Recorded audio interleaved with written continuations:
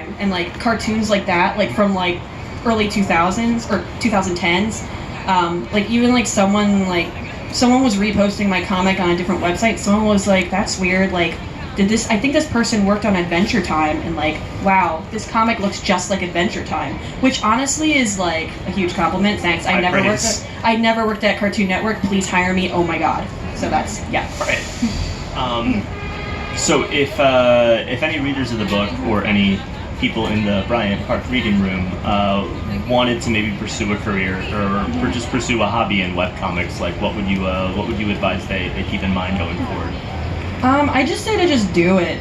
It's just like, just put it on the internet. Like, if let's say like you have a hard time drawing, you don't know like how to draw or whatever, honestly, the internet's full with many different types of creators. You might want to be more writing focused, you might want to focus more on the art. Like I've seen webcomics where they just have amazing art and in the story I'm just like, I don't know what's happening, but I love looking at it, which is great too.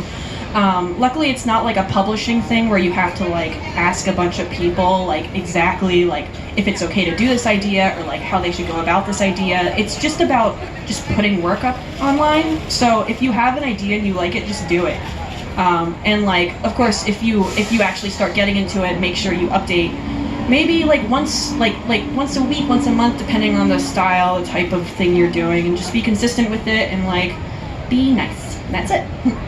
I have one more thing I want to ask you about, and then I think we can probably open it up to audience questions. But there are things that are easy to do in other storytelling mediums like film and prose that are a lot harder to do in comics. And I think the two things that are the hardest to translate to comics are horror, because you kind of just see everything on the page at once, and comedy. Comedy is weirdly, it doesn't just come down to characters saying funny stuff. It's a lot harder to craft a good joke on a comic page. You happen to be very good at it. Oh, thanks. You're welcome. I'm curious to know how you approach being funny in this book and on the page, because like I said, you're very good at it, but it's in a way that I think is deceptively difficult.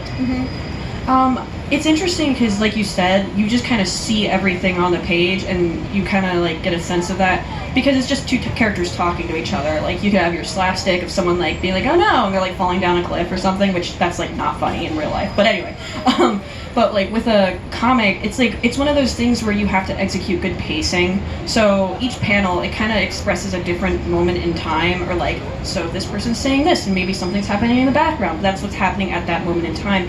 So I kind of like to like emphasize the pausing and like kind of like taking the joke in and things like that. So a lot of my jokes are very simple and it's just like someone says something crazy and the other person's like, okay. Like it just kind of like is part of like the pacing, I think.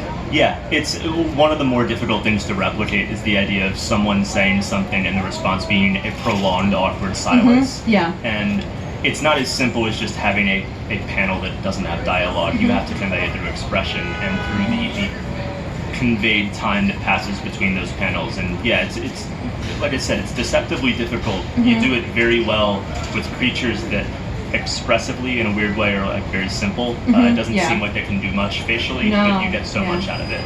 Yay, thanks. I just wanted to compliment you. We'd love to open it up to questions, I think. Do we have any? I don't believe it's censorship. Can you wait for the mic, please? Oh, sorry. I condemn censorship of any sort, but I wondered, is there any sort of monitoring going on in this webtoons? Because I wondered, like some perverse mind might want to brainwash through comedy.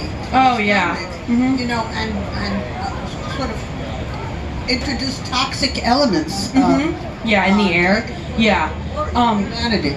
So basically, Webtoon, they have very strict, like, some websites have certain things where you can't add anything. So Webtoon, they're very, like, big about not putting very explicit type content. But there's other, like, websites that allow certain things depending on, like, you know, what their audience is. Because Webtoon's more, I'd say it's more, like, for, like, maybe older teens. But it really depends on what, you know, the website wants to do. And of course, if you start your own website, you can literally do whatever you want. That's like legal in your state or residence. So it's chill.